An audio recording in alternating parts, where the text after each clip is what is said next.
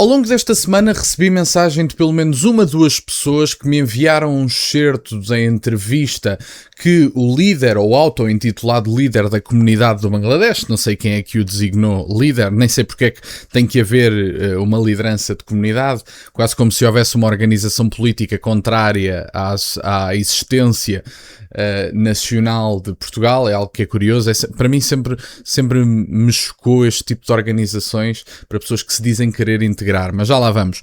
O Sr. Rana, líder da comunidade do Bangladesh, deu uma entrevista na RTP. Confesso que não sei qual a data desta entrevista, mas parece que a entrevista voltou a viralizar na internet e pediram-me uma reação. E eu decidi olhar para este excerto.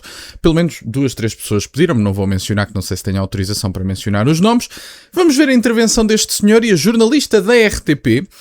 E tem alguma graça ser uma jornalista da RTP que inclusive é financiada com o dinheiro dos nossos impostos, basicamente a pedir, por favor, que ele diga que o racismo em Portugal cresceu por causa de determinados partidos políticos, que é sempre adorável. Vamos ver a notícia, no caso a intervenção, e fazer uns comentários. Racismo e xenofobia nunca traz a paz no mundo. E é isso que sente.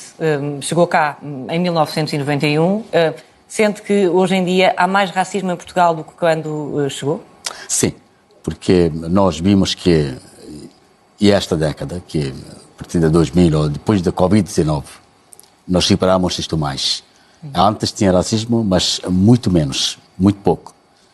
E nós nunca senti a Portugal tem xenofobia, a racismo. Mas há 4 ou 5 anos, ou 3, 4 anos, nós vi que aumentar em todo lado. E por que acha que aumentou?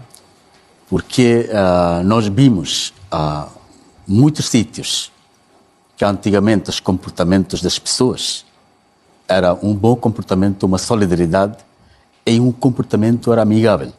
E se tivesse um racismo, era o íntimo, que não saia fora. Mas agora diretamente há muitos casos que racismo mesmo existe, a mostra. Antigamente... Era um pouco envergonhado, antigamente.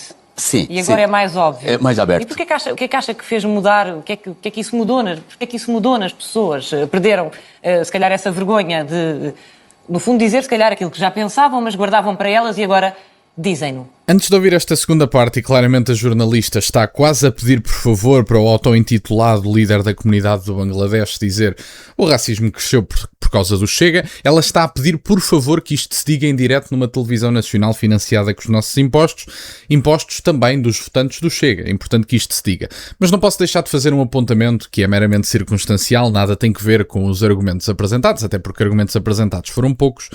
Mas este senhor supostamente está em Portugal desde 1991. Eu gostava de perguntar como é que este senhor está em Portugal há 34 anos, ou 35, mais coisa, menos coisa, e fala português como um recém-chegado.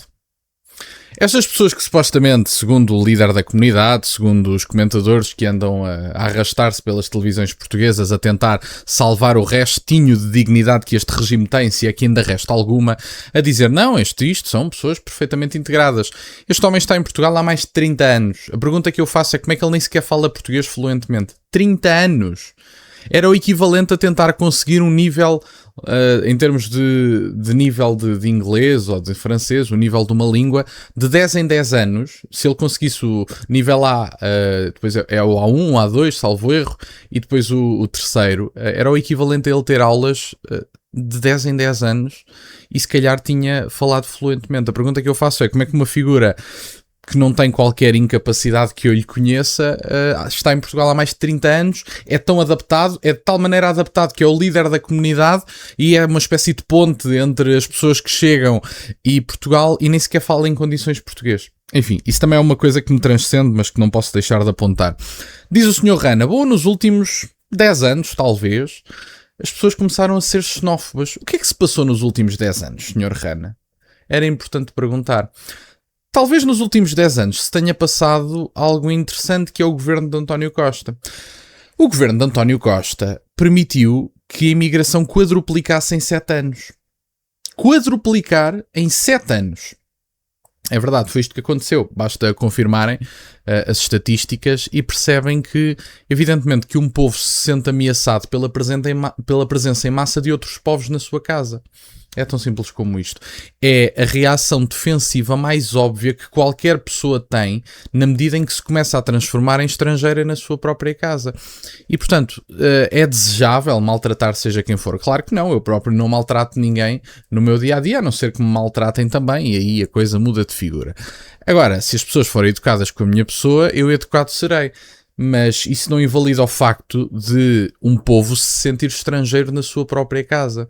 Está na sua casa, é verdade. Não, o Sr. Rana, ao contrário do que algumas pessoas e umas mentes de esquerda pensam, o Sr. Rana e todos os estrangeiros em Portugal não têm o direito a Portugal, têm o privilégio de cá estar. Não têm o direito.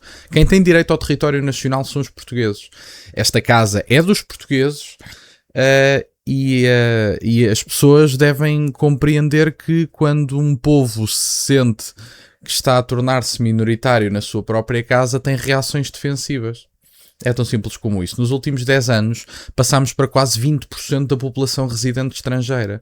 Os salvadores da Segurança Social não só não a salvaram, como está lá um buraco de todo o tamanho. A minha geração pode contar com 31% a 40% do seu último salário como reforma. E, portanto, a pergunta que eu faço é salvar o quê, em concreto? Descaracterizar o país. Os descontos de uma boa parte destas pessoas são pífios, porque nem têm rendimentos para pagar IRS, e essa é que é a questão, se é que me faço entender, isso é relativamente óbvio, apesar de que eu acho que deve haver uma descida de impostos generalizada, isso não, nem sequer está a ser discutido neste momento, mas os salvadores da Segurança Social não só não a salvaram, como mantiveram o buraco, descaracterizaram o país e estão a substituir os portugueses. E, portanto, como eu não quero ser substituído na minha casa, reservo-me no direito de dizer isto mesmo.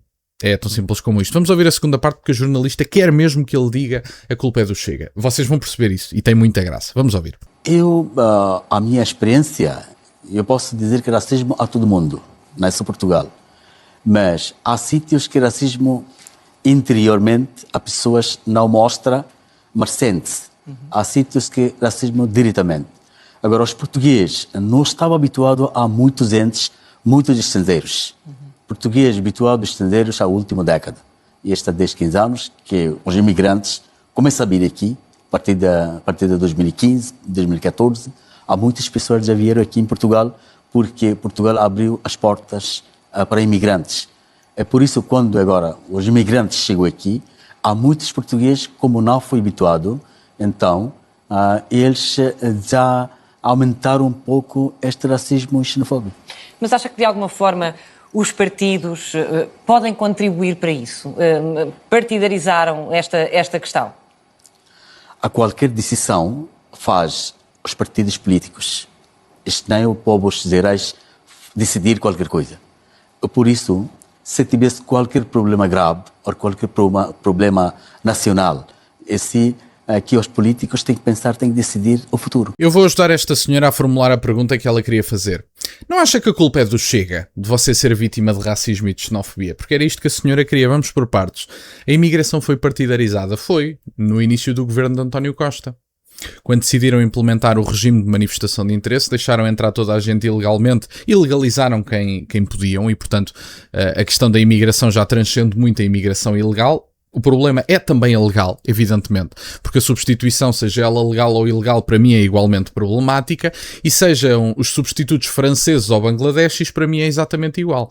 E, portanto, a substituição legal e ilegal de francês ou bangladeshi, para mim é a mesmíssima coisa.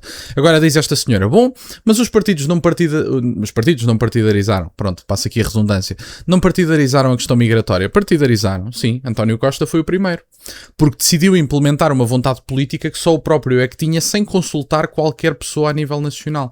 Decidiu impor quadruplicar os imigrantes no espaço de 7 anos. Isso foi partidarizar a imigração. Foi uma tomada de decisão. E António Costa, sem qualquer legitimidade popular ou enfim, vontade popular que se tenha manifestado de alguma forma, um referendo ou alguma coisa, fez isto. O Chega tem a sua narrativa legitimada porque uma das principais mensagens políticas do partido, que já recebeu mais de 1 milhão de votos, é precisamente a questão migratória. Portanto, perguntam-me, tem mais legitimidade António Costa ou André Ventura na sua mensagem política e na sua prática política? Eu digo na prática André Ventura. Isto numa lógica meramente democrática, não é? André Ventura, na medida em que as pessoas votaram nesta mensagem política, votaram num diagnóstico negativo sobre o que se passou em Portugal do ponto de vista migratório nos últimos 10 anos, votaram não só no Chega, aí ele também tem um diagnóstico negativo, apesar de que mais leviano, PSD, ID, aspas, e CDS, a mesma coisa, e portanto as pessoas que se estão a queixar da questão migratória elegeram 70% do Parlamento português.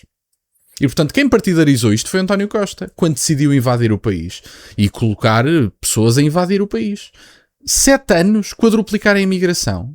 Meus amigos, isto não é a casa da tia Joana, nós não somos a Santa Casa, somos um país. Somos uma nação quase milenar que tem que se dar ao respeito. Portanto, a imigração, a problemática já não é só ilegal, é também ilegal. E terão que haver repatriamentos em massa, da mesma forma que houve uma entrada massiva, terá que haver esta reversão em massa. Não me parece que seja uma grande dificuldade de perceber. Era isto que eu tinha para partilhar no dia de hoje. Fiquem atentos, no dia de hoje terão no canal o vídeo de introdução do movimento. Espero que gostem e fiquem por aí. Fico-vos, entretanto, grato que estejam desse lado. Deixem o gosto e subscrevam. Tem as redes sociais, o MBU aí na descrição, por acaso de quererem fazer alguma doação. E nunca se esqueçam, meus caros, questionem tudo. Até à próxima.